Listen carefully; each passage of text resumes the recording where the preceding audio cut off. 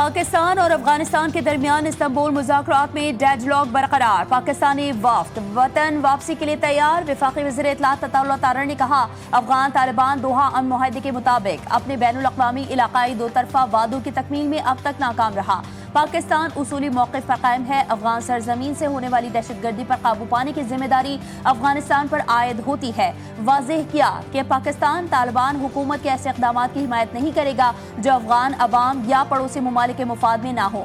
اپنے عوام اور خود مختاری کے تحفظ کے لیے تمام ضروری اقدامات جاری رکھیں گے۔ پاکستان نے مذاکرات میں ثالثی پر ترکیہ اور قطر کا شکریہ ادا کیا۔ وزیر دفاع خواجہ محمد آصف بولے مذاکرات کے اگلے دور کا اب کوئی پروگرام نہیں۔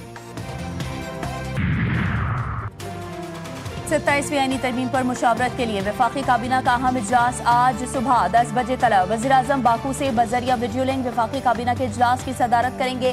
پیپلز پارٹی کی تجاویز کی روشنی میں 27ویں آئینی ترمیم پر غور ہوگا۔ وفاقی کابینہ میں ترمیم کے مسودے کی منظوری دی جائے گی۔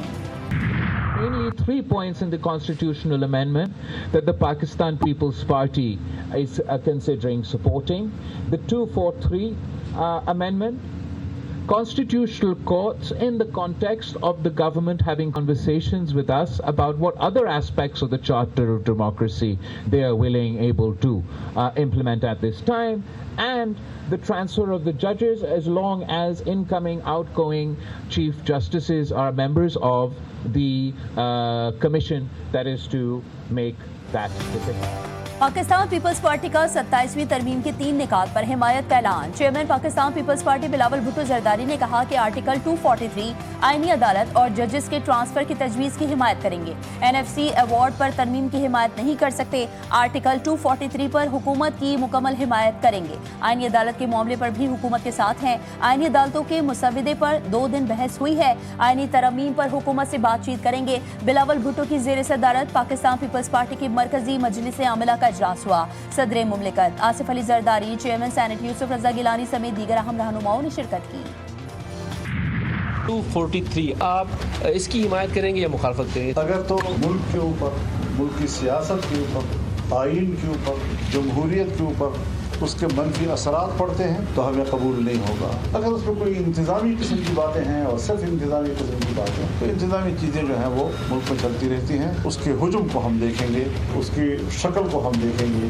18ویں ترمیم کے تحت جو صوبوں کو اختیارات دیے گئے تھے، اگر ان اختیارات میں کمی کی کوشش کی گئی تو جمعیت علماء اسلام دفاع کرے گی۔ 27ویں ترمیم کے لیے کھینچ تان کر 2/3 اکثریت حاصل کی جا رہی ہے۔ ایسے اقدامات جمہوریت اور پارلیمنٹ کی توہین ہیں۔ صوبوں کے اختیارات کم کرنے کی کوشش کی تو مخالفت کریں گے۔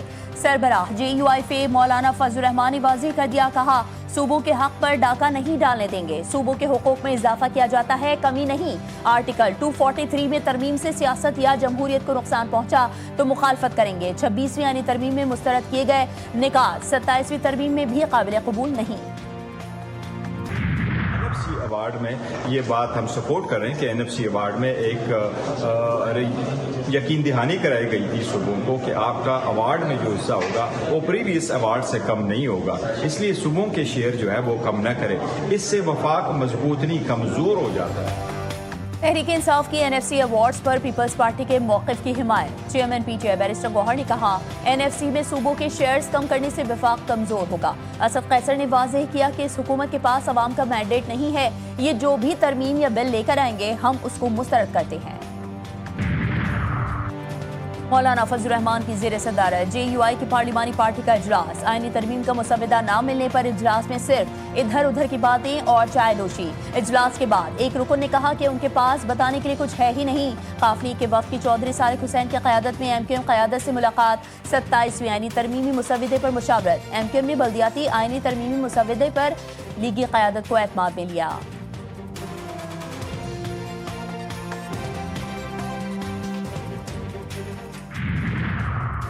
وزیراعظم شہباز شریف آذربائیجان کے صدر الہام علیوف کی ملاقات ہوئی۔ فیلڈ مارشل سید عاصم منیر بھی ملاقات میں شریک۔ تجارت، سرمایہ کاری، دفاع، توانائی اور روابط کے شعبوں میں تعاون مزید بڑھانے پر اتفاق۔ 2 طرفہ تعلقات کے تمام پہلوؤں کا جائزہ لیا گیا۔ شہباز شریف نے یوم فتح کی تقریبات میں شرکت کی دعوت پر آذربائیجان کے صدر کا شکریہ ادا کیا۔ کہا آذربائیجان کی فتح مظلوم قوموں کے لیے امید کی کرن ہے۔ سنی اتحاد کونسل کے سربراہ صاحبزادہ حامد رضا گرفتار، فیصلاباد سینٹرل جیل منتقل۔ Chairman P T I barrister Gohar کہتے ہیں حامد رضا کی گرفتاری نہیں ہوئی، انہوں نے سرنڈر کیا ہے۔ سہیل آفریدی کو بانی پی ٹی آئی سے ملاقات کی اجازت نہیں مل سکی، ملاقات ہوگی، تیمارداری بھی ہوگی تو اچھی خبریں آئیں گی۔ پاکستان تحریک انصاف کا محمود خان اچکزئی کا بطور اپوزیشن لیڈر نوٹیفیکیشن فوری جاری کرنے کا مطالبہ۔ Chairman P T I barrister Gohar کی اسپیکر قومی اسمبلی سے ملاقات، اسد قیصر اور پارٹی کے دیگر رہنما بھی موجود تھے۔ اسپیکر قومی اسمبلی نے کہا یہ معاملہ سپریم کورٹ میں زیر سماعت ہے، جیسے ہی وہاں سے فیصلہ آتا ہے غور کریں گے۔ ایاز صادق کی تحریک انصاف سے پارلیمنٹ میں تعمیری کردار ادا کرنے کی درخواست۔ بہادر سپوتوں پر بے بنیاد الزامات ناقابل برداشت ہیں، وطن کے لیے جان دینے والوں کے خلاف بات کوئی محب وطن نہیں کر سکتا۔ وزیر داخلہ محسن نقوی نے کہا وزیر اعلیٰ خیبر پختونخوا نے ہرزہ سرائی کر کے دشمن کو خوش کیا ہے۔ گورنر خیبر پختونخوا فیصل کریم کنڈی نے اپنے بیان میں کہا ہمارے بہادر سپاہی صوبے کے تحفظ کے لیے جانیں قربان کرتے ہیں۔ فوج کے اقدامات پر سوال اٹھانا حوصلے اور عوامی سلامتی کو نقصان پہنچاتا ہے۔ انٹیلیجنس بنیاد پر آپریشن عوام کے تحفظ، امن کی بحالی کے لیے ہوتے ہیں۔ امیر مقام کا کہنا تھا کہ ریاستی اداروں کے خلاف نفرت انگیز بیانات کسی صورت برداشت نہیں کیا جا سکتے۔ چیئرمین پاکستان علماء کونسل طاہر اشرفی کی وزیر اعلیٰ خیبر پختونخوا سہیل آفریدی کے بیان کی شدید مذمت، کہا وزیر اعلیٰ خیبر پختونخوا نے مساجد کے حوالے سے جو گفتگو کی وہ قابل افسوس ہے۔ وزیر اعلیٰ کا بیان پاکستان کے تشخص کو خراب کرنے کی کوشش ہے۔ خیبر یونین آف جرنلسٹس نے بیان میں کہا کہ شہداء کی قربانیوں کو سیاسی تنازعات میں گھسیٹنا قابل مذمت ہے۔ شہداء کے لہو اور عبادت گاہوں کے احترام پر سوال اٹھانا افسوسناک ہے۔ اسلام آباد پولیس کے خلاف سوشل میڈیا پر مہم جھوٹ پر مبنی قرار، وزیر مملکت برائے داخلہ طلال چودھری کہتے ہیں کہ جعلی ویڈیوز کے ذریعے اسلام آباد پولیس کو بدنام کیا جا رہا ہے۔ پرانی ویڈیوز کو سوشل میڈیا پر ڈرامائی انداز میں پیش کیا جا رہا ہے۔ طارق فضل چودھری بولے پروپیگنڈا کرنے والے عناصر کو بے نقاب کرنا ہماری ذمہ داری ہے۔ آزاد کشمیر کے شہریوں کے ساتھ ناروا سلوک سے متعلق خبریں بے بنیاد ہیں۔ کشمیریوں کے لیے ہمارے جذبات کسی سے ڈھکے چھپے نہیں۔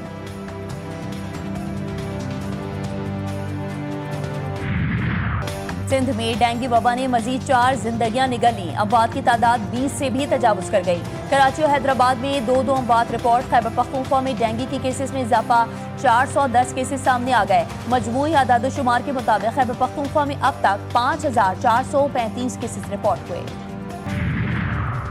ایئر کرافٹ انجینئرز کی ہڑتال، 14 پروازیں منسوخ، اب تک 39 پروازیں منسوخ کی جا چکی ہیں۔ پروازوں کی تاخیر کا دورانیہ 13 گھنٹے تک جا پہنچا۔ احتجاج میں شامل society of aircraft engineers کے صدر اور سیکریٹری جنرل ملازمت سے برطرف کر دیے گئے۔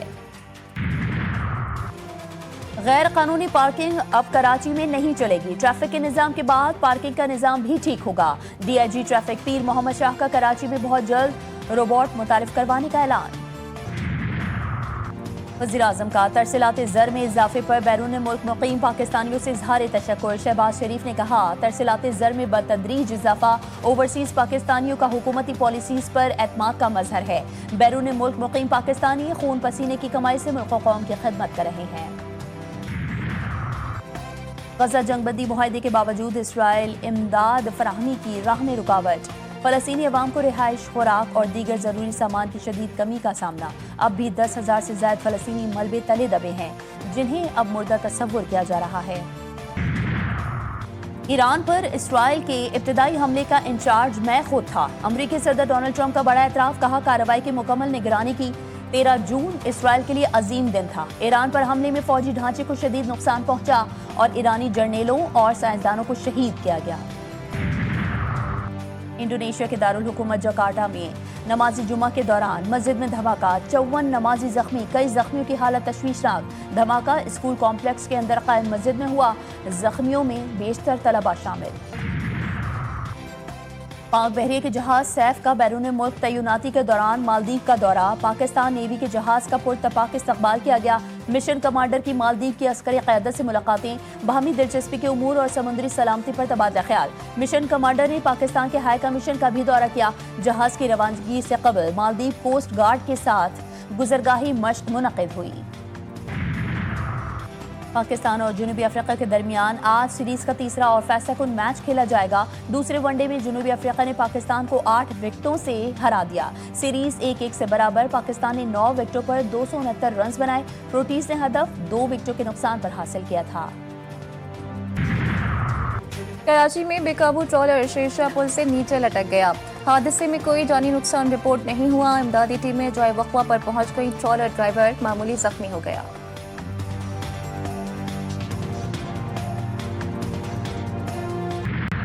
باغی اور روایت شکن جان ایلیا کی 23ویں برسی اپنی غیر معمولی سوچ، انوکھے لہجے اور بے باک انداز اظہار کے باعث جان ایلیا نے شاعری میں وہ مقام حاصل کیا جو کم ہی کسی کے حصے میں آیا۔ ان کے کلام میں زمانے سے بغاوت، خود سے مکالمہ اور انسانی وجود کے کرب کی جھلک نمایاں ہے۔